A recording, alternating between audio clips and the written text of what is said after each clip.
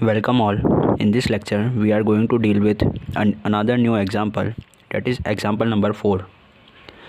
The open loop transfer function of a unity feedback control system is given as g of s equals to k over s into s square plus 4s plus 8, and here we need to plot a root locus of a system. So we will follow all the steps that we discussed in the earlier videos and will plot the root locus of this system. So let's move on to the step number 1,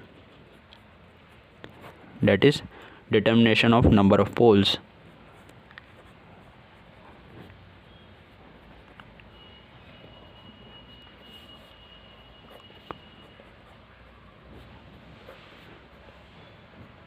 And a number of zeros.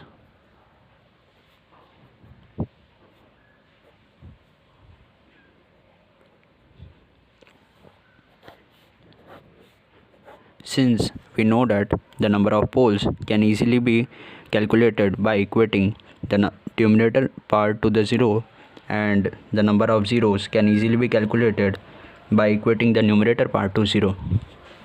So here the no numerator part is present, so we can easily say that number of 0 is equals to 0 only. This is our first observation. Let's move on to the calculation of number of poles. So here we have to equate the denominator part equals to 0 to find the number of poles. On equating this s equals to 0, we will get our first pole at s equals to 0.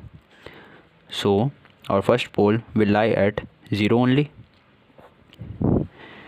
On equating this quadratic equation, that is s square plus 4s plus 8, we will get two new poles.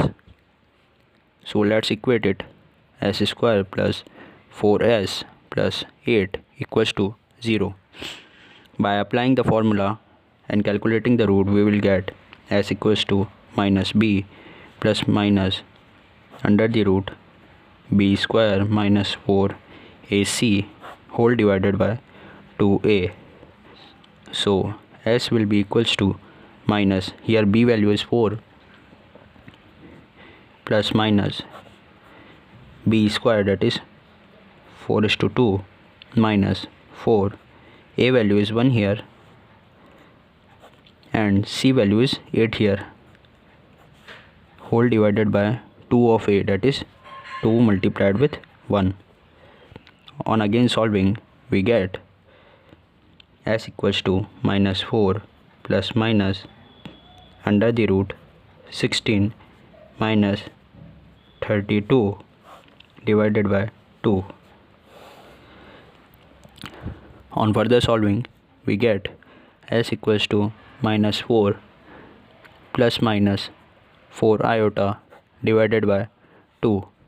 So s will be equals to minus 2 plus minus 2 iota.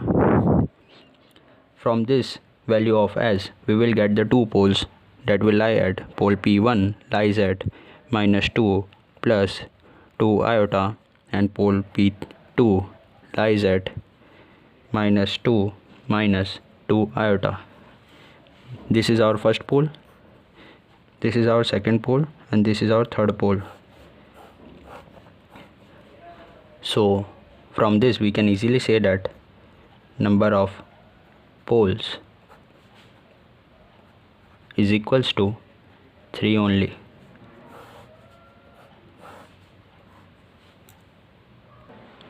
Let's move on to the step number 2, that is calculation of number of branches of root locus.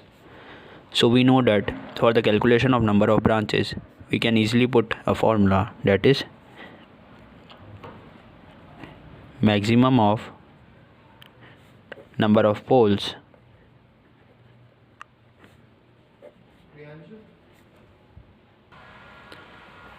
comma number of zeros.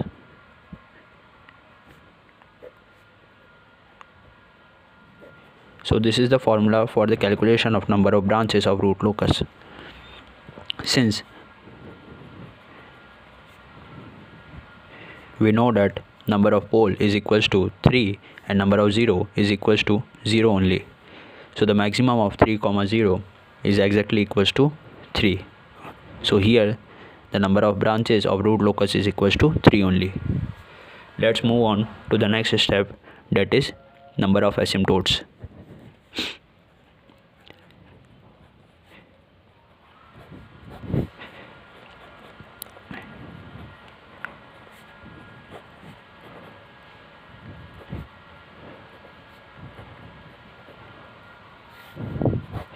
So the number of asymptotes is equals to number of poles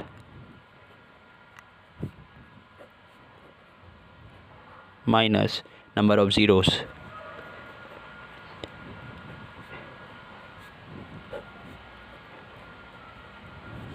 Since number of pole is equals to 3 and number of 0 is equals to 0 only, so we can easily say that the number of asymptote is equals to 3 only. Moving on to the next step, that is calculation of centroid of asymptotes.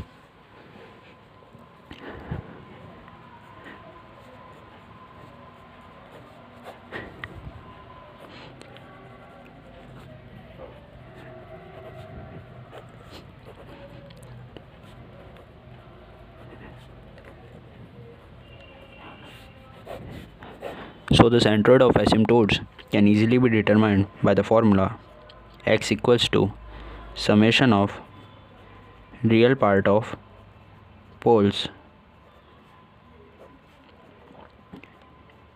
minus summation of real part of 0 whole divided by number of poles minus number of 0.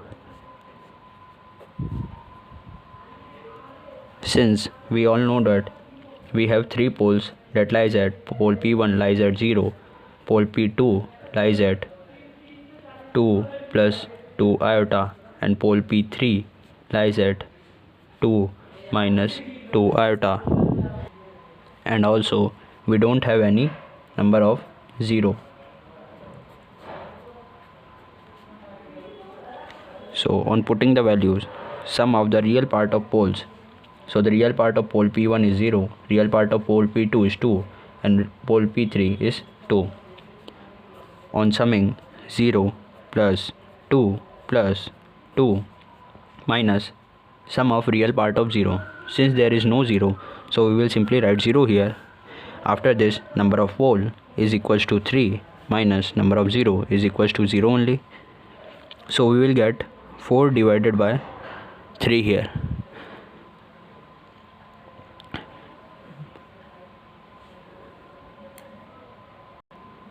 Here minus 2 is there, so it will be minus 2 and it will also be minus 2. So we will get minus 4 divided by 3. So we will get minus 1.33 as a centroid of asymptotes. Let's move on to the next step, that is step number 5, calculation of angle of asymptotes. So the angle of asymptotes is denoted by phi, and the formula for the calculation of phi is phi equals to 180 multiplied by 2m plus 1 whole divided by number of poles minus number of zeros.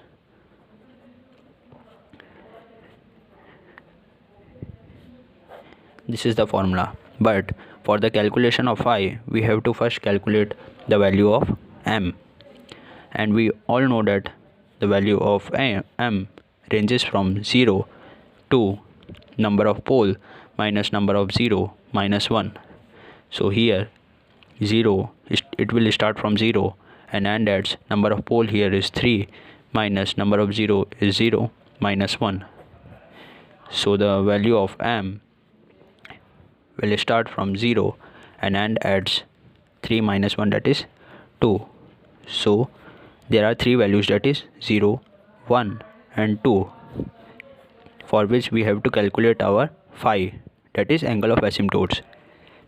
So for m equals to 0, the angle phi 1 will be 180 multiplied by 2, here m value is 0, plus 1 divided by number of pole is equals to 3, number of 0 is equals to 0. So here we get 180 divided by 3. So from this we get 60 degree. Let's calculate the value of phi for m equals to 1 here. So it will be denoted by phi 2, and according to formula 180 multiplied by 2, m value is 1 here, plus 1 divided by number of pole minus number of 0. So it will be exactly equals to 360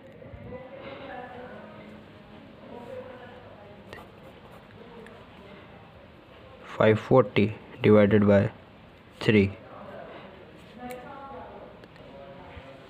So it will be equals to 180 degree. Let's calculate it for m equals to 2 here.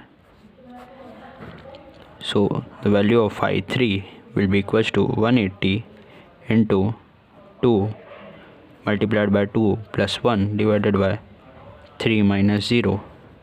So it will be exactly equals to 180 multiplied by 5 divided by 3. So on calculation we will get 300 degree. So we get 3 angle of asymptotes, that is 60 degree, 180 degree and 300 degree. Moving on to the next step, that is step number 6. Root locus lies on which part of real axis? So we will first draw the S-plane.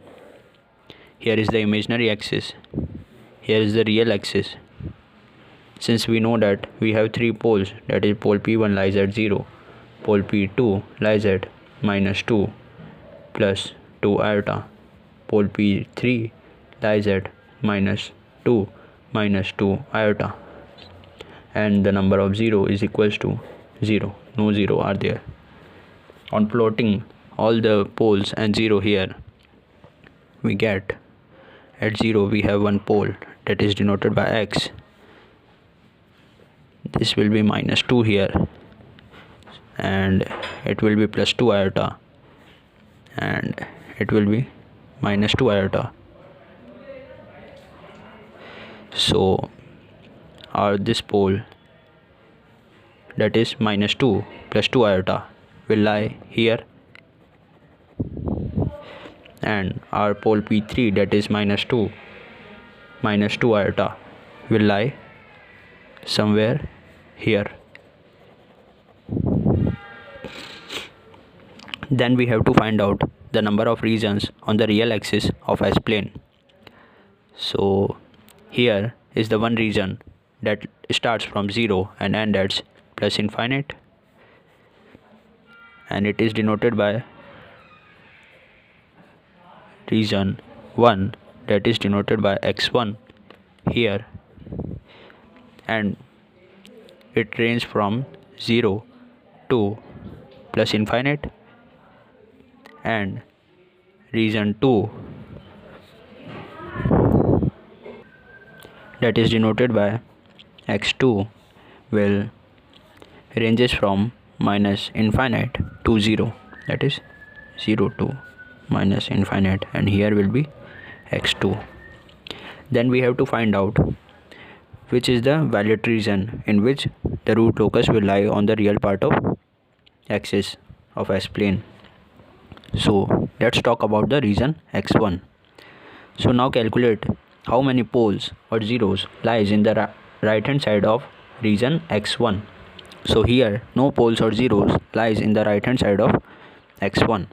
So we can easily say that it is an invalid region. Moving on to the next step, that is x2. In the x2, let's talk about how many poles lies in the right hand side of x2. So here is the x2, and the pole which lie at 0 lies in the right hand side of x2. So here one pole lie in the right hand side of x2, and since 1 is an odd number, that's why it is a valid reason. So we evaluated that our root locus will lie somewhere in between minus infinite to 0. So it is our valid reason. Let's move on to the next step, that is angle of departure or angle of arrival.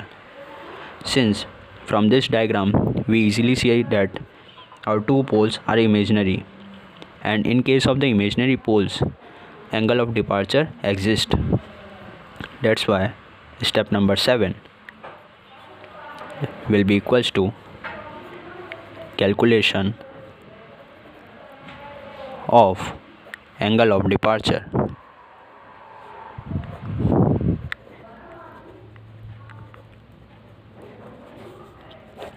So angle of departure, and this is our S-plane, and let's plot all the poles and the 0 here, that is pole at P s equals to 0. It is our imaginary axis, it is our real axis, and one pole lie here, that is minus 2 plus 2 iota, and our second pole will lie somewhere here, that is minus 2 iota, and no zeros are there. So on drawing the lines and taking this pole, this imaginary pole as a reference pole, we have to draw a line from all the poles towards it. This is our another pole which will point towards this reference pole, and we have to calculate this angle and this angle. Okay, firstly we will calculate this angle, that will be denoted by theta p1, and it will be equals to 90 plus tan inverse of y. Here y value is 2 and x value is 2 only, so it will be equals to 90 plus tan inverse of 1. On cancelling 2 by 2 we will get 1 only, so tan inverse of 1 is 45 degree. That's why theta p1 will be equals to 135 degree.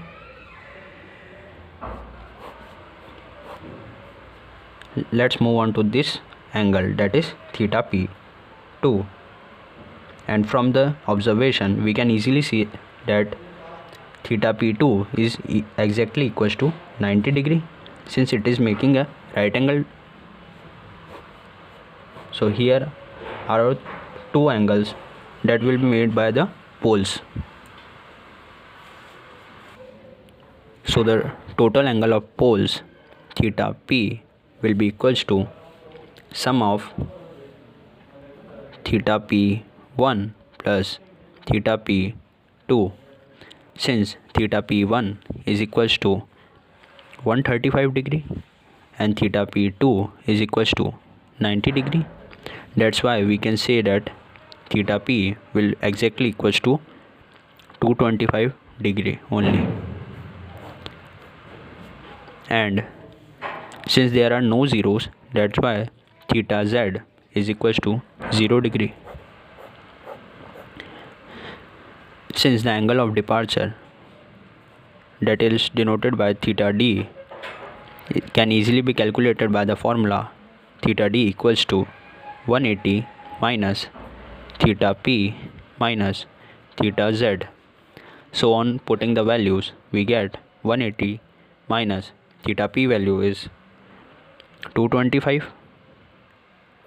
minus 0, so we will get minus 45 degree. This is our angle of departure.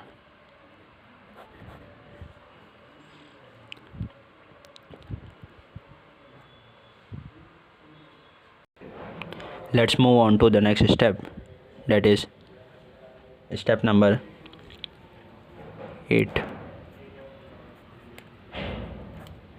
calculation of intersection point.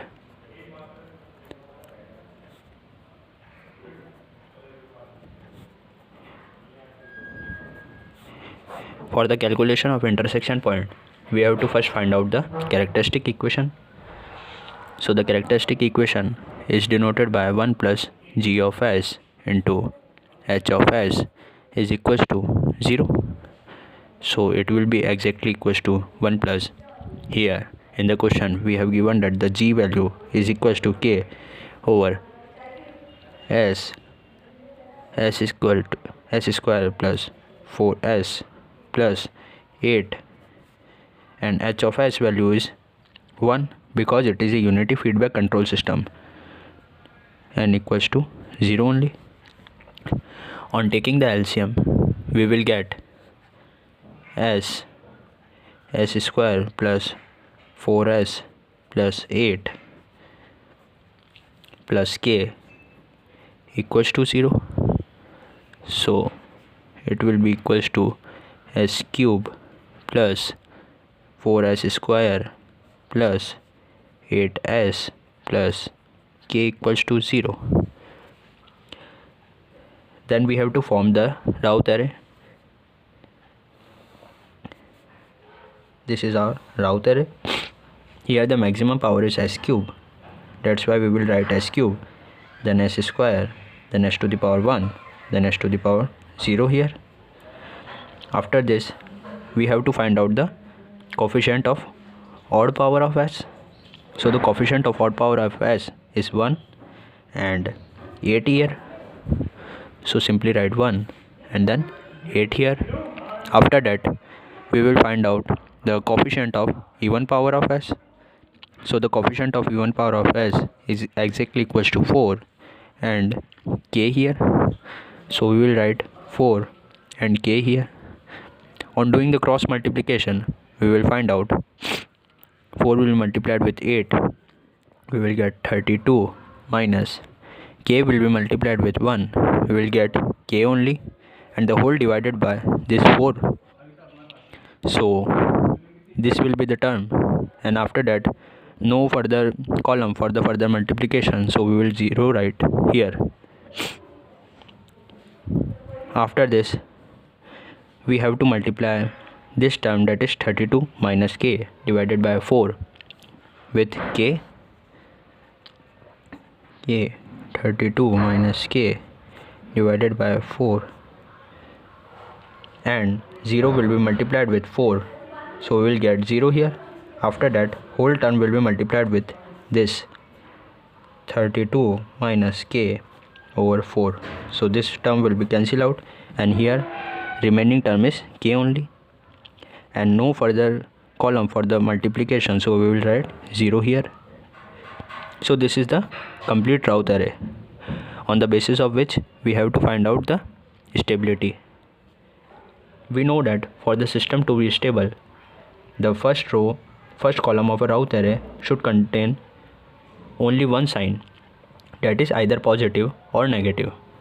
Since the first term, that is 1, is a positive number, so all the terms of this column should be positive for the system to be stable. That's why 32 minus k divided by 4 should be equals to greater than or equals to 0.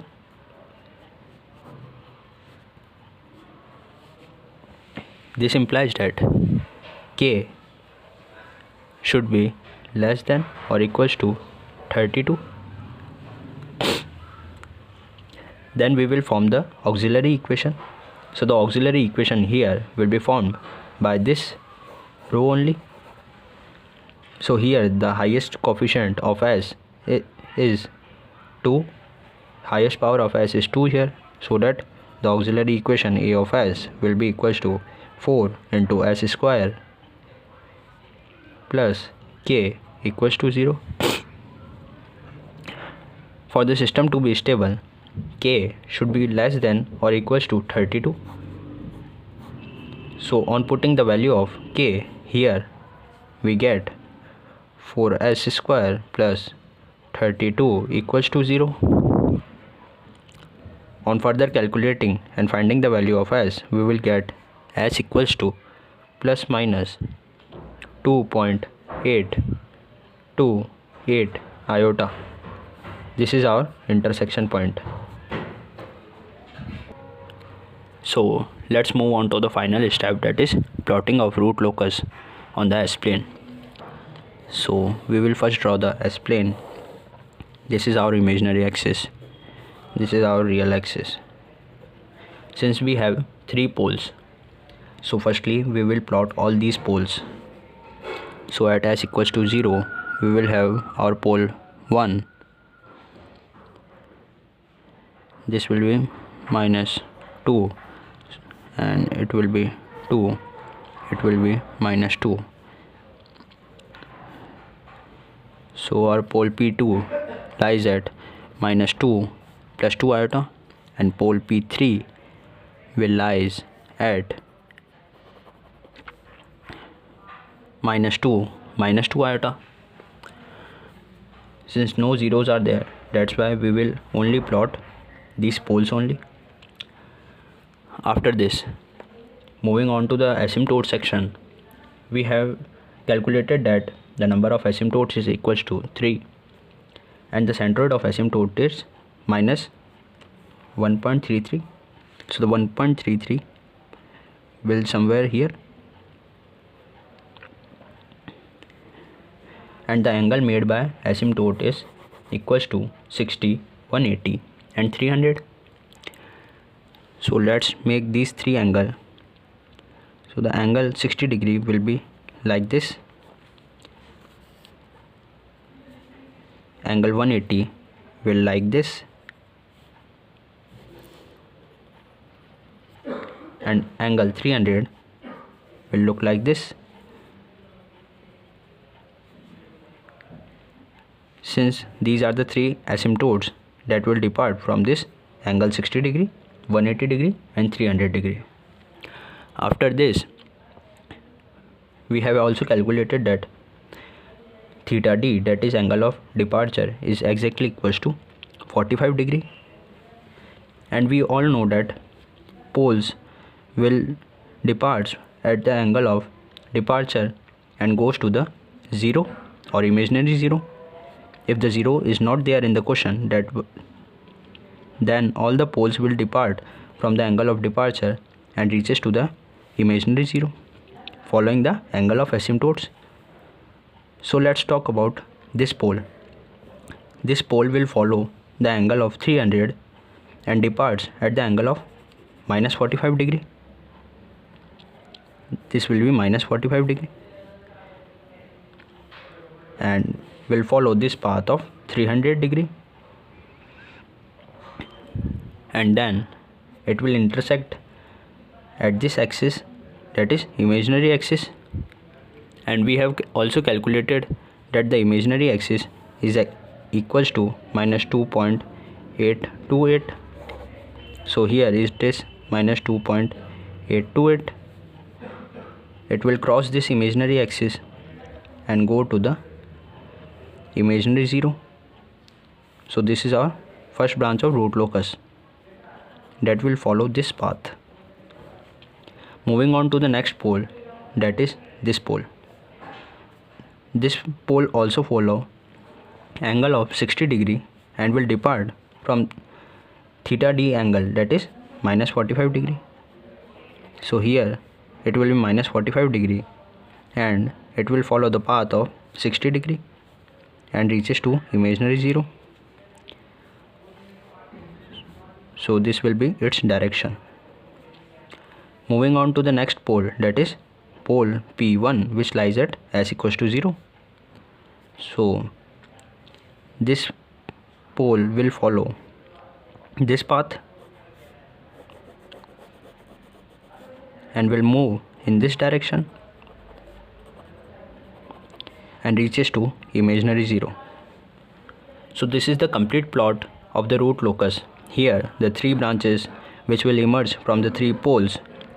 First pole is pole P1, second pole is pole P2 and third pole is pole P3.